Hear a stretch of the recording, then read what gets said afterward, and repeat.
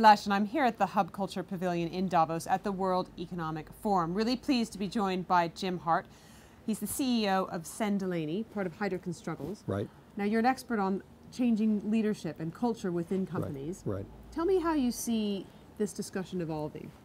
Well, culture is really hitting a tipping point, and we've been at it for over 30 years, working with global organizations. And what leaders are finding out today is that one of the sustainable competitive advantages is actually developing a highly agile, very accountable, collaborative culture, because the world, as we've learned here at Davos, is changing so rapidly that a leader of a large organization needs a culture that can flex and be agile and innovative and change so that they can execute their strategies going forward. So that's what we specialize in, and there's some characteristics of those cultures. So what are the characteristics specifically of good leadership, of agile leadership? Yeah, agile leadership. Well, first of all, it starts with an agile state of mind. You see it in the behaviors, but you have to have a state of mind that looks at growth, and in fact, we've done a lot of research on it, where organizations that and leaders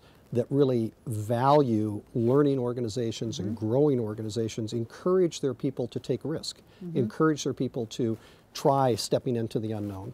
But if they're not successful, as sometimes happens, they learn from that rapidly and encourage their people to continue moving forward.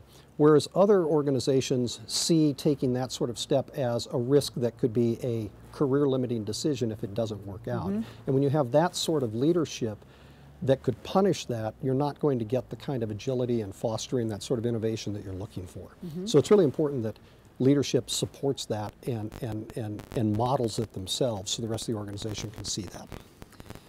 A lot of issues, always questions at Davos around diversity, around women. Tell me about your thoughts on how you've seen boards in the States, for example, value this and changing there. It's one of the #1 topics for boards today, and it should be. They're looking for broader diversity on boards, and certainly women joining those boards fits as part of that category. Hydrogen and Struggles has led the way in this area of recruiting and working with boards, and one of the areas that we do is working with helping boards be as effective as they can. And that means a broader sense of diversity, not only just gender diversity, but obviously international diversity and those kinds of things with global companies. So that's an important factor. We're seeing it grow. Changing fast enough? No. To be honest with you, it needs to change faster. But it is changing. And these things tend to, in my experience, it's a little bit like a snowball. It gathers momentum as it goes down the hill, and all of a sudden you turn back and you say, well, it's changed, and you know, we're trying to get that snowball getting there. You know, we're trying, you know, little by little. But I think it's going to be important because that diversity and point of view is important in the leadership of the organization. I was speaking to Isabel Allen from KPMG the other day, and she was saying that actually what she's finding with her clients is that the thing that is hurting their ability to be agile is dealing with geopolitical risks. Yes. Would you say that that's true? Yeah, I think that's true. What's interesting about it is that, I mean, just last year in Davos, we weren't talking about oil prices and where they are today, and it shows you, or the Swiss franc, it shows you how fast, or the Ukraine, or whatever, you know, these things happen late. And it is difficult because you can't foresee what some of those things are.